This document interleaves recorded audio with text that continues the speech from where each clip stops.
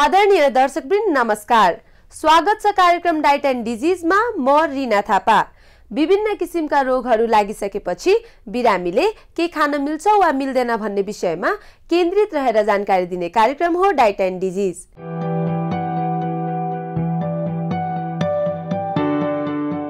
दर्शकवृन्द, आजको यस कार्यक्रममा हामी कान पाक्ने कस्तो खालके समस्या हो र यो समस्या भइसकेपछि बिरामीले आफ्नो जीवनशैलीमा परिवर्तन ल्याउनु पर्ने कुराहरूको बारेमा जानकारी दिनेछौँ।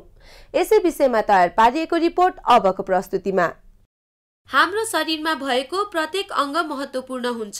सबै अङ्गले हामीलाई दिनहुँ हाम्रो दैनिक काममा मद्दत गरिरहेको हुन्छ।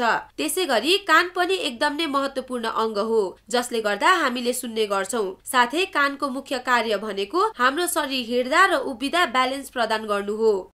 कानको काम भनेको चाहिँ एउटा चाहिँ सुन्ने काम हो भने अर्को चाहिँ ब्यालेन्स गर्ने काम हो। प्लस अब कान नभयो भने अलि नराम्रो देख्ने भएको हुनाले त्यसले चाहिँ एस्थेटिक रूप पनि दिन्छ हाम्रो बडीलाई, हैन। अब कानको चाहिँ मेन काम भनेको चाहिँ सुन्ने हो, हैन। अब सुन्नमा चाहिँ अब हाम्रो कानलाई चाहिँ तीनटा भागमा डिभाइड गरे हुन्छौँ कि हामीले, है। एउटा चाहिँ हुन्छ बाहिरको भाग, हैन, जसलाई हामीले एक्सटर्नल अडिटरी कनाल र पिन्ना हुन्छ। अनि मध्य भाग हुन्छ जहाँ चाहिँ हाम्रो साउन्डहरू चाहिँ त्यसलाई एम्प्लिफाई गर्ने काम हुन्छ। अनि त्यो पछि भित्री भाग हुन्छ जहाँ चाहिँ ब्यालेन्स र सुनाइको जुन हाम्रो ध्वनि जान्छ त्यसलाई चाहिँ चेन्ज गरेर इलेक्ट्रिकल एनर्जीमा चेन्ज गरेर ब्रेनसम्म लैजाने काम चाहिँ त्यो भित्रको अर्ग्यानले गरे हुन्छ, हैन। आउटर, मिडल र इनर इयर भनेर हामीले डिभाइड गरे हुन्छ। बेसिकली आउटर इयर र मिडल इयरले चाहिँ सुनाइको लागि काम गर्छ भने इनर इयरको पनि सुनाइको काम प्लस ब्यालेन्सको काम चाहिँ इनर इयरले गर्ने हुन्छ, हैन। कानको चाहिँ काम चाहिँ बेसिकली सुनाइ र हेरिङ हो, सुनाइ, हैन। अनि प्लस ब्यालेन्स को लागि चाहिँ काम गरिन्छ। इनर इयरमा चाहिँ हाम्रो यो भेस्टिबुलर सिस्टम भन्ने एउटा हुन्छ, हैन। त्यो ठाउँले चाहिँ हाम्रो त्यो ब्यालेन्सलाई मेन्टेन गराइराख्ने काम गर्छ। कान बाहेक प्लस आँखा, हाम्रो लिम्सहरू सबैले चाहिँ ब्यालेन्सलाई चाहिँ हामीलाई मेन्टेन गराइरहन्छ। त्यो चाहिँ इनर इयरमा हुन्छ त्यो स्ट्रक्चर चाहिँ, हैन, जसले चाहिँ हाम्रो ब्यालेन्सलाई मेन्टेन गरिरहेको हुन्छ। कानमा धेरै किसिमको समस्याहरू देखा पर्ने गर्दछ र कानको रोग भएको व्यक्तिले सुन्ने शक्तिसम्म गुमाउने गर्दछन्। यद्यपि समयमा उपचार नगरे यसले दिमाग र कानबाट सुरु हुने न्युरल मार्गहरूमा पनि असर गर्ने गर्दछ। त्यसैगरी कान पाक्ने समस्या सबैभन्दा धेरै पाइने कानको समस्या मध्ये एक हो। इयरको समस्या धेरैवटा सिम्पटम्सहरू लिएर हाम्रोमा आउँछ, हैन। प्राय आउने भनेको हाम्रो कन्टेक्समा, हाम्रो कन्ट्रीको कन्टेक्समा चाहिँ इयर डिस्चार्ज नै हो, हैन। अब धेरै जस्तो पेसेन्टहरू चाहिँ इयर डिस्चार्ज लिएरै हाम्रोमा आइपुग्छ। त्यो बाहेक सुनाइ कम हुने, हैन, कानमा चाहिँ अब केही फरेन बडीहरू पसेर अथवा कुनै चाहिँ कन्जेनाइटल एनोमालिजहरू जस्तै कानको बाहिरको हाम्रो जुन यो पिन्ना भन्छौँ हामी, यो बाहिरको त्यो नै नभएर आउनेहरू पनि हुन्छन्, हैन। त्यो चाहिँ युजुअली जन्मजातै हुने त्यस्तो भएर आउँछन्। कसैको त्यो हाम्रो बाहिरको पनि नभएको अनि कानको जुन त्यो मैले भने एक्सटर्नल अडिटरी कनाल त्यो पनि बन्द भएको त्यस्तो भएर आउनेहरू हुन्छन्, हैन। त्यो धेरैवटा कारण चाहिँ त्यस्तो सिम्पटम्सहरू लिएर चाहिँ हाम्रोमा आउने गर्छन् कानको समस्या लिएर। कान दुख्ने, कानबाट पिप आउने, कानको जाली फाटिने, कान राम्ररी नसुन्ने, ज्वरो आउने, झाडा पखाला लाग्ने, खोकी लाग्ने, नाकबाट सिगान आउने, झर्को लाग्ने, शरीर स्थिर राख्न नसक्ने आदि यसका मुख्य लक्षणहरू हुन्। कान पाक्ने भनेको चाहिँ एउटा डिजिज, धेरैवटा डिजिजको चाहिँ यो सिम्पटम्स हो, हैन। कानको जुन एक्सटर्नल कनाल भन्ने एक्सटर्नल इयर र मिडल इयरको कुनै पनि डिजिजहरूले गर्दा जुन मैले अघि भने कानको यो हाम्रो पिन्नादेखि लिएर जालीसम्म पनि कुनै पनि जाली र जालीभित्रसम्म मिडल इयरको कुनै पनि समस्याले, कुनै पनि डिजिजहरूले, धेरैवटा डिजिजले चाहिँ कान पाक्ने समस्या लिएर हाम्रोमा बिरामीहरू आउनुहुन्छ, हैन। अब म पहिला एक्सटर्नल इयरको कुरा गर्छु। एक्सटर्नल इयरको कुरा गर्नुपर्दा चाहिँ जुन हाम्रो पिन्नाबाट त्यो भित्र जाने जालीसम्मको बाटोमा चाहिँ सानसानो रौँहरू हुन्छ, हैन। त्यो रौँमा चाहिँ कहिलेकाहीँ अब जस्तो हाम्रो बाहिरपट्टि पिलो आए जस्तै त्यो कानको त्यो बाटोमा पिलो आयो भने पनि कान पाक्ने गरेर बिरामी आउँछ, हैन। त्यसलाई हामी फरेन्कुलोसिस भन्छौँ। अनि अर्को हुन्छ जस्तै अटोमाइकोसिस भन्छौँ, हैन। त्यो अटोमाइकोसिस भनेको चाहिँ अब कान पाक्ने भनेर पिपै लिएर आउँदैन तर कानबाट डिस्चार्ज आयो भनेर बिरामी चाहिँ हाम्रोमा आइरहेको हुन्छ, हैन। त्यो भनेको चाहिँ कानमा ढुसी पलाउने हो, हैन। अब कान एकदम फेभरेबल एरिया भयो ढुसी पलाउनलाई। त्यो माथि हाम्रो कन्टेक्समा चाहिँ अब कानमा तेल हाल्ने चलन छ, बच्चाहरूलाई तेल हालिदिने चलन छ। त्यसले गर्दा चाहिँ ढुसी पलाउने चान्सहरू एकदम बढी भएको हुनाले त्यहाँ कानमा चाहिँ केही छ भनेर अथवा डिस्चार्ज आयो भनेर पनि हाम्रोमा अटोमाइकोसिस एसस लिएर पनि पेसेन्टहरू चाहिँ आइरहेको हुन्छ कान पाक्यो भनेर, हैन। अर्को चाहिँ अब कहिलेकाहीँ अब घरमा आमा बाउहरूले कान कोटाइदिन्छन्, हैन, फोहोर छ भनेर कान कोटाइदिन्छन्। त्यसले गर्दा घाउ हुन्छ। त्यसले गर्दा त्यो कारण पनि त्यसले गर्दा पनि कानमा चाहिँ पिप आएर पेसेन्टहरू हाम्रोमा आइपुगेका हुन्छन् हैन। अब त्यो बाहेक चाहिँ अर्को भनेको चाहिँ के हुन्छ भने कानको जुन जालीमा समस्या भएर कानको चाहिँ मध्यभागमा इन्फेक्सन भएर त्यसलाई चाहिँ हामी क्रोनिक ओटाइटिस मिडिया भन्छौँ हैन। त्यो पनि दुई थरी हुन्छ, एउटा चाहिँ अलि सेफ टाइप हुन्छ, एउटा अनसेफ टाइप हुन्छ हैन। त्यस्तो दुईटा टाइपमा पनि कानमा डिस्चार्जै लिएर हाम्रोमा बिरामीहरू आइपुगेका हुन्छन् हैन। त्यो चाहिँ डिफ्रेन्ट काइन्ड अफ यो कान डिजिजहरू, कानको डिजिजहरूले गर्दा चाहिँ कान पाक्ने समस्या लिएर आउने चाहिँ यिनीहरू नै हो हाम्रोमा। जसको चाहिँ एक्सटर्नल अडिटरी कनालमा मात्रै समस्या छ, जसले चाहिँ एक्सटर्नल अडिटरी कनालमा मात्रै समस्या भएर कान पाकिरहेछ भने चाहिँ त्यसलाई हामी त्यसरी एकदमै समस्या दिने खालको चाहिँ हामी मान्दैनौँ हैन। तर जुन मैले भने मध्य भागको इन्फेक्सन, जुन मध्य कानको इन्फेक्सनले गर्दा हुने चाहिँ त्यसमा चाहिँ धेरै समस्याहरू आउँछ। जस्तै अब CSOM भनेर क्रोनिक ओटाइटिस मिडिया जुन चाहिँ एकदम रिपिटेडली कान पाक्नेहरू हैन, त्यस्तोहरूको चाहिँ अब त्यसमा पनि दुईटा खालीको CSOM हुन्छ। एउटा चाहिँ हामी एटिगोएन्ट्रल र ट्युबर टिम्पानिक अथवा चाहिँ अब जेनरली बुझ्नु पर्दा सेफ र अनसेफ टाइप भनेर हुन्छ हैन। सेफ भनेको चाहिँ खाली कानको जालीमा पल्छ, मध्य भागमै इन्फेक्सन हुन्छ, कान बग्छ बेला बेलामा, त्यसलाई प्रिभेन्सन गर्ने अनि बिस्तारै त्यसको चाहिँ अपरेसनतिरै लाग्ने हो हैन। कान पाकेको राम्रो रोकथाम गरेपछि हामी अपरेसनतिरै लाग्छौँ। तर जुन अनसेफ टाइप भनेर हुन्छ त्यो चाहिँ एउटा कोलेस्टेटोमा भन्ने हाम्रो डिजिजसँग रिलेटेड हुन्छ। त्यो कोलेस्टेटोमा चाहिँ यस्तो नोटोरियस हुन्छ हैन। अब त्यो चाहिँ क्यान्सर होइन, तर त्यसले एकदम क्यान्सर जस्तै काम गर्छ कि हाम्रो जुन कानको पछाडिपट्टि एउटा हड्डी हुन्छ म्यास्टोइड भन्ने हैन, त्यहाँको सबै बोनलाई चाहिँ त्यसले चाहिँ खाइदिन्छ कि त्यसको त्यस्तो एउटा त्यो केमिकल्स निस्किन्छ जसले चाहिँ त्यो बोनहरू इरोड गर्ने क्यापेसिटी हुन्छ। बिस्तारै अब हाम्रो कान चाहिँ अब ब्रेनको नजिकै भएको कारणले गर्दाखेरि त्यहाँबाट चाहिँ ब्रेनमा इन्फेक्सन ट्राभल हुन्छ, त्यहाँबाट अब एउटा ठुलो नसा गइरहेको हुन्छ, त्यो नसामा जान्छ हैन। अब हाम्रो फेसियल नर्भ भनेर जुन हाम्रो मुखमा सप्लाई गर्ने, हाम्रो जुन मुखको एक्सप्रेसन दिने नर्भ हुन्छ फेसियल नर्भ भन्ने, त्यसमा अफेक्ट गर्यो भने हाम्रो मुखहरू बाङ्गिने हुने समस्या हैन। अनि अब त्यस्तो धेरैवटा कम्प्लिकेसन चाहिँ त्यसले गर्दा लिएर चाहिँ आउँछ हैन। अब कान पाकिरहने, जस्तै अब मैले सेफ टाइप भने, सेफ टाइपमा पनि के हुन्छ भने अब सेफ टाइप हो, अब त्यसले खालि कान बगाउँछ, वर्षमा यतिचोटि कान पाक्यो त्यो पछि सकिन्छ भन्ने हुँदैन हैन। एभ्री टाइम त्यो कान पाक्ने बेलामा चाहिँ एभ्री टाइम जति जति कान पाक्छ त्यति चाहिँ त्यो पेसेन्टको चाहिँ सुनाइ शक्ति पनि कम हुँदै जान्छ कि। त्यही भएर त्यो पनि चाहिँ हामीले दिमागमा चाहिँ राख्नुपर्छ कि त्यो ट्रिटमेन्ट भएन भने पछि गएर त्यो बिरामीले कान सुन्नाइ चाहिँ कम हुन्छ, अपरेसन गरे पनि हाम्रो चाहिँ त्यति राम्रो रिजल्ट चाहिँ आउँदैन। एलर्जी, कानमा संक्रमण, रुगा खोकी लागेमा, साइनसमा संक्रमण भएमा आदि कारणहरूले गर्दा मानिसमा कान पाक्ने समस्या हुने गर्दछ। त्यसैगरी 6 महिनादेखि 3 वर्षसम्मको बालबालिका, चिसो मौसम र अग्लो ठाउँहरूमा बसोबास गर्ने व्यक्तिहरूलाई, धूम्रपान गर्ने र धुलो धुवामा काम गर्ने व्यक्तिहरूलाई कान पाक्ने समस्या धेरै हुने सम्भावना रहेको हुन्छ।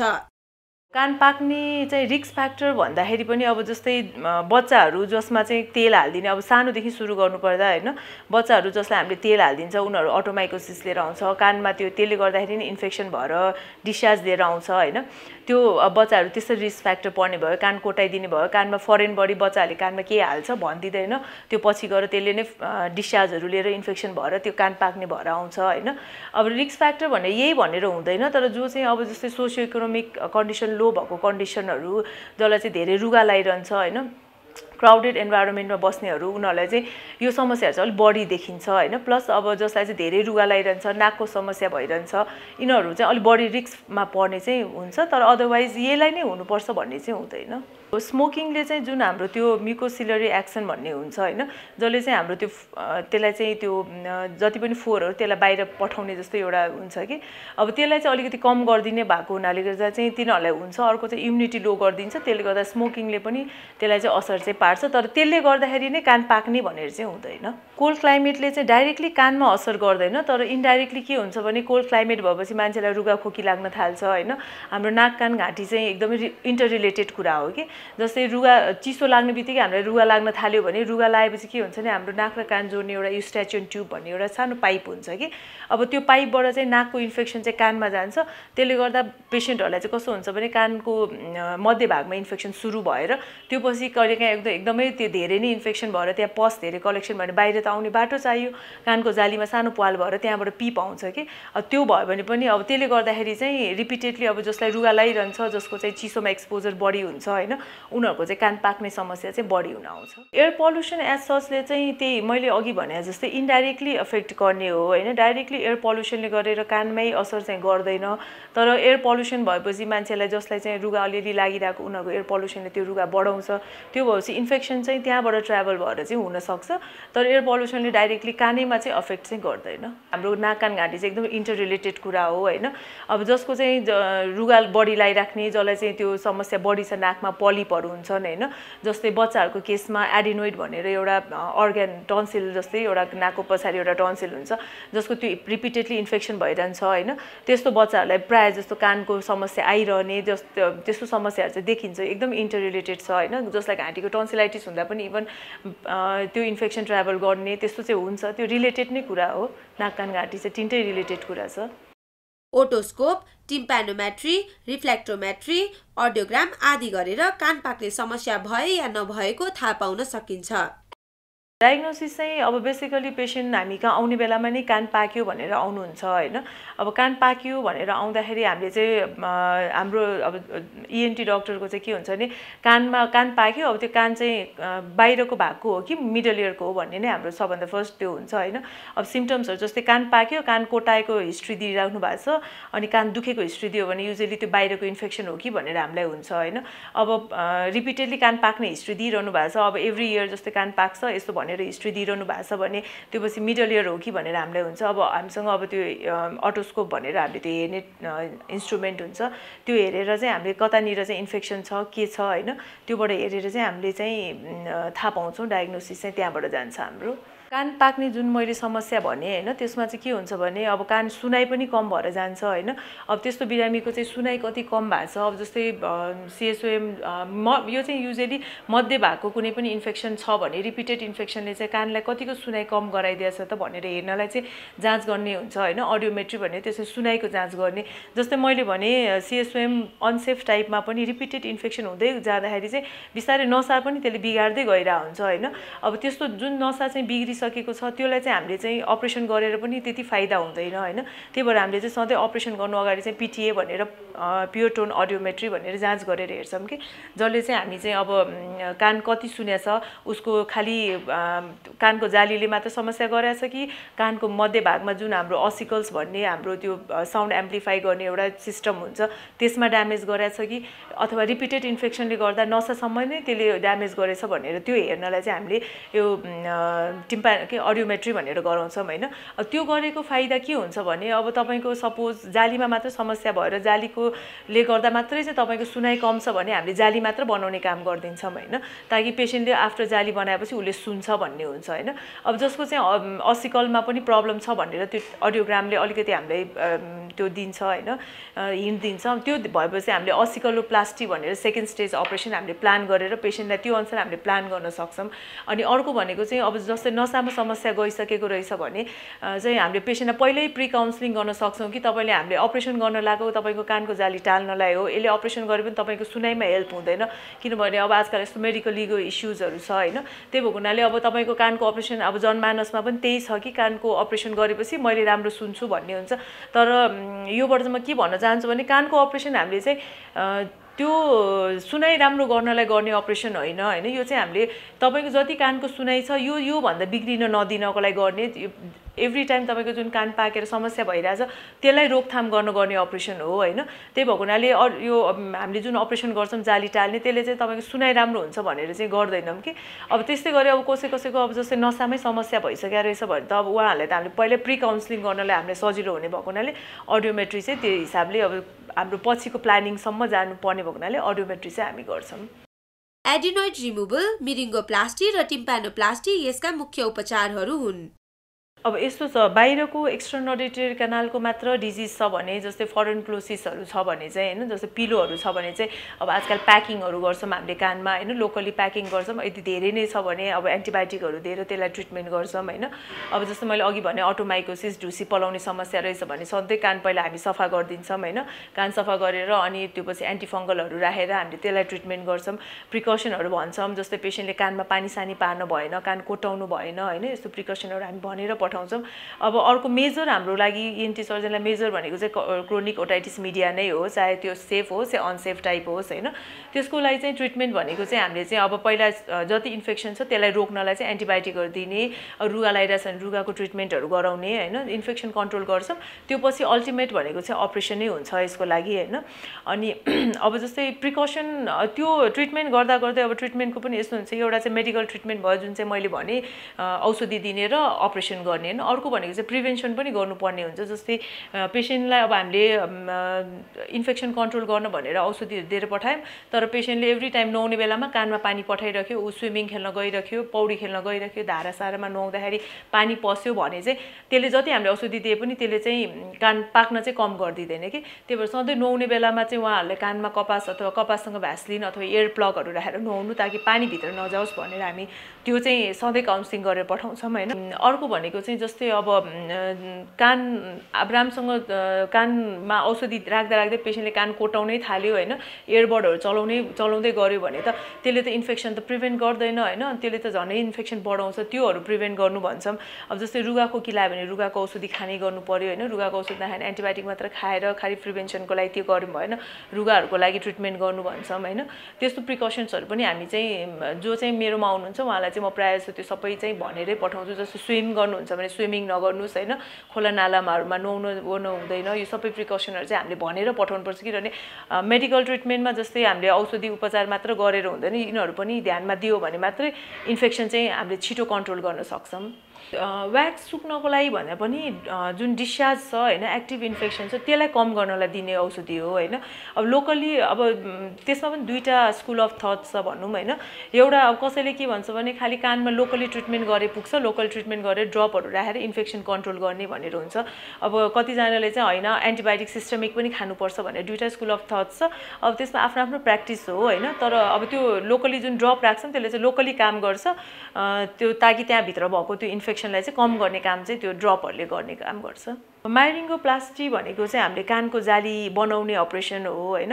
अब टिम्पानोप्लास्टी भनेको चाहिँ सेकेन्ड स्टेज अपरेसनहरूमा गरिन्छ कि त्यो चाहिँ डिफ्रेन्ट टाइप अफ हुन्छ होइन। कहाँसम्म चाहिँ हाम्रो त्यो जस्तो मैले भने एभ्री टाइम इन्फेक्सन हुँदा भित्रको हाम्रो त्यो इयर ड्रम भन्दा भित्रको मिडल इयरमा चाहिँ जुन असिकल्सहरू हुन्छ त्यो खाइरा हुन्छ कि, कहाँनिर चाहिँ हामीले हाम्रो त्यो जाली राख्छौँ होइन।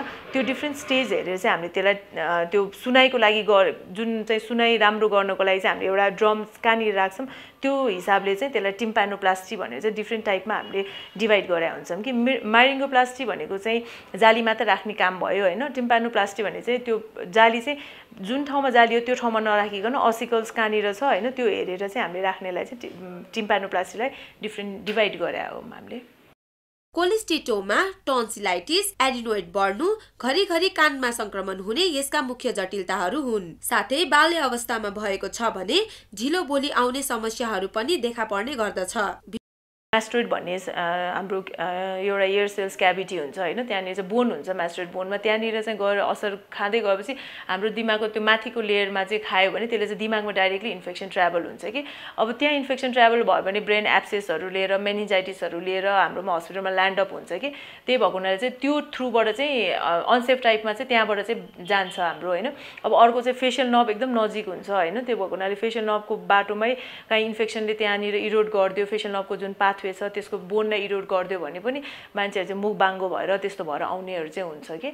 अनि त्यो कारणले गर्दा चाहिँ अब यो चाहिँ सबै कम्प्लिकेसन हो होइन। तर अर्ली अन हेल्प सिक गरेर अपरेसन गर्यो भने यहाँसम्म चाहिँ पुग्दैन। अब आजभोलि धेरै मान्छेहरू चाहिँ अवेर भएर मेडिकल हेल्प सिक गर्ने भएको हुनाले त्यति कम्प्लिकेसनसम्म चाहिँ हाम्रोमा त्यसरी ल्यान्डअप चाहिँ हुँदैन।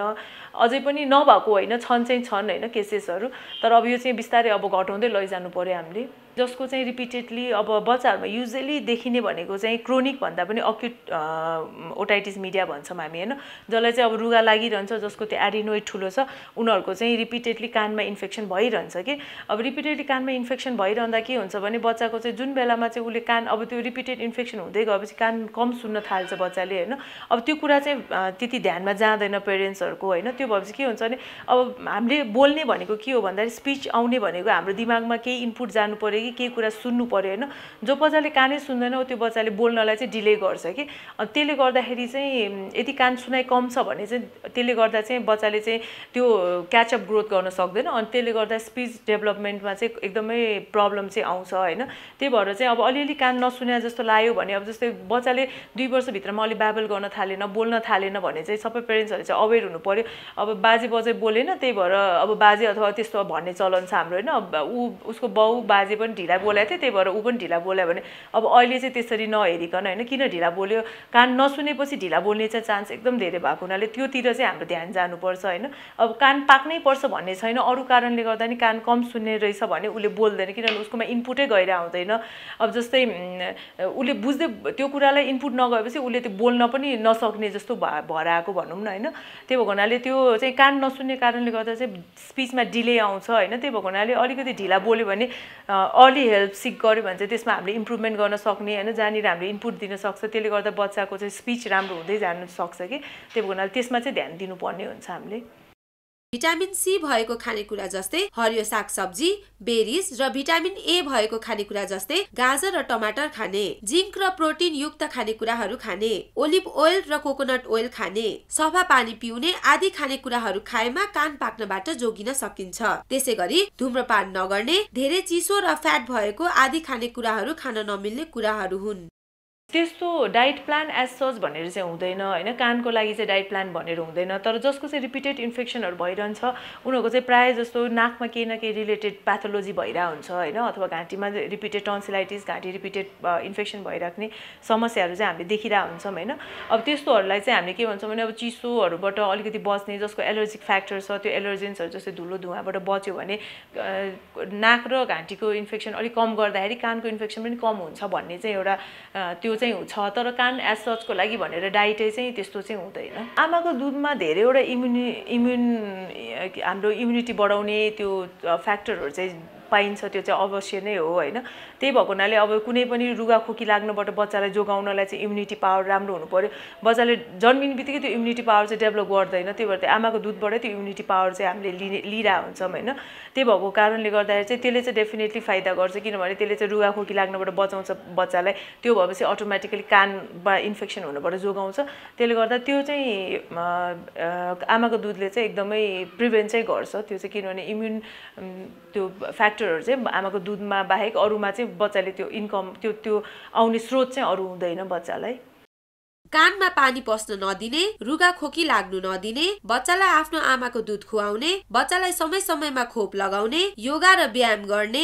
धुवा धुलोमा काम गर्दा मास्क ग्लोभ्स लगाई मात्र काम गर्ने आफूलाई के कारणले एलर्जी हुन्छ थाहा पाउने र एलर्जी हुनबाट जोगिने शिशुलाई दुध खुवाउँदा पेसिफर प्रयोग नगर्ने आदि कान पाक्ने समस्याबाट बाँच्न आफ्नो जीवनशैलीमा ध्यान दिनुपर्ने कुराहरू हुन् हाम्रो बच्चा पाउनेबित्तिकै कानमा तेल लाउने चलन छ हैन त्यो चाहिँ पहिला सुरु बन्द गर्नुपर्छ हैन किनभने तेल राखेपछि के हुन्छ नि एउटा त बच्चाको कानमा ढुसी पलाउन सुरु गर्छ अनि कान चिलायो भनेर बच्चाले कान कनायो भनेर आफै आमा बाउले कान कोटाइदिन्छ त्यसपछि झन् डिस्चार्ज बढी त्यो इन्फेक्सन बढ्ने समस्या हुन्छ ट्रमै गराउँछ हैन कानको अथवा कतिजना त कानको जाली पनि समस्या पाल पारेर पनि हाम्रोमा आउनुहुन्छ हैन त्यही भएको हुनाले कानमा तेल हाल्ने चाहिँ गर्नु पर्दैन किनभने अलिअलि व्याक्स भनेको कानमा इम्पोर्टेन्ट नै हुन्छ हैन अर्को भनेको त्यो अब व्याक्स त्यो अलिअलि व्याक्सले गर्दा त्यसले चाहिँ केही पनि नराम्रो गर्दैन हार्म गर्दैन त्यही भएर चाहिँ अलिअलि फोहोर छ भन्दैमा कान सफा गरेर त्यो निकाल्ने ओर्ने कानमा ट्रमा गर्ने काम गर्नु भएन हैन अब अर्को चाहिँ अब जसको चाहिँ कानमा केही समस्या छैन उनीहरुले चाहिँ अब त्यस्तरी खासै जाली जबसम्म नर्मल छ तबसम्म पानी अलिअलि अलि ठुलो एजमा चाहिँ पानी अलिअलि गएर चाहिँ त्यसले गर्दाखेरि चाहिँ खासै केही प्रब्लम ल्याउँदैन तर जसको चाहिँ रिपिटेड इन्फेक्सन भइराखेको हुन्छ हैन उहाँहरुले चाहिँ अब कानको कुन भागमा चाहिँ इन्फेक्सन छ हैन त्यो कुरा आफूले चाहिँ डाक्टर कहाँ गएर बुझ्नु पर्यो हैन जस्तै सीएसएम अनसेफ टाइप हो भने त हामीले अपरेसन पहिला इन्फेक्सन कन्ट्रोल गरेर अपरेसन गरेर त्यसलाई नर्मलमा ल्याउन सकिन्छ हैन अब एटिक्यान्ट्रल टाइप भनेको त अझै पनि डेन्जरस के अनसेफ टाइपमा पर्छ हैन त्यो अनसेफ टाइपमा चाहिँ झन् हामीले चाहिँ अर्ली हेल्प सिक गर्नुपर्छ किनभने त्यसको धेरै कम्प्लिकेसन हुन्छ ब्रेनमा त्यो इन्फेक्सन जान सक्छ हैन त्यसले गर्दा चाहिँ साइनस थ्रोम्बोसिसहरु गरेर त्यो हार्टमा जान सक्छ हैन फेशियल प्यारालाइसिसहरु भएर आउनेहरु त्यस्तो समस्याहरु चाहिँ धेरै कम्प्लिकेसन आउने हुनाले चाहिँ त्यो चाहिँ अर्ली नै सिक गरेर त्यसको एटिकोएन्टरको लागि चाहिँ हामीले अपरेसन गरेर त्यसलाई राम्रो गर्नै पर्ने हुन्छ हैन अब सेफ टाइपको लागि चाहिँ अब इन्फेक्सन कम गरेर माइरिङ्गोप्लास्टी भनेर अपरेसन गर्यो भने सुनाइ पनि राम्रो हुन्छ त्यो भन्दा कम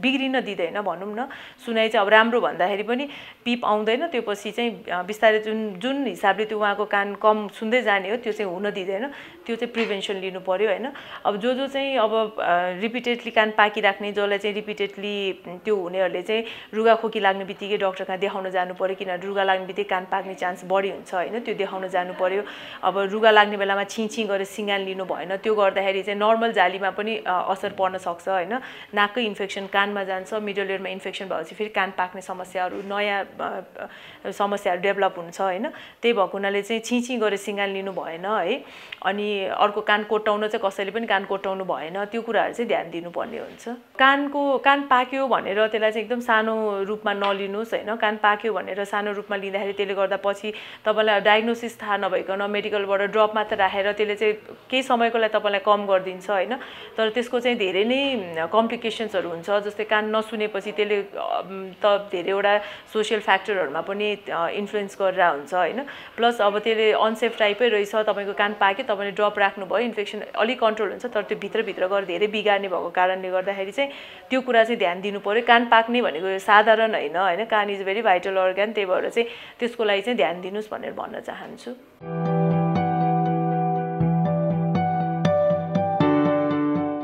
दर्शकवृन्द आजको कार्यक्रम यहाँलाई कस्तो लाग्यो कार्यक्रम बारे कुनै सल्लाह सुझाव एवं जिज्ञासा भए हाम्रो इमेल एड्रेस info@healthtvnepal.com अथवा सम्पर्क नम्बर 0144931111 मा सम्पर्क गर्न सक्नुहुनेछ साथै हाम्रो YouTube channel health television Nepal subscribe गरेर पनि यहाँहरु हामीसँग जोडिन सक्नुहुनेछ हस् त आजको लागि यति नै अर्को साता फेरि नयाँ विषयवस्तु लिएर उपस्थित हुने नै छौं तबसम्म स्वास्थ्य र समृद्धिका लागि हेर्दै गर्नुहोला हेल्थ टेलिभिजन नमस्कार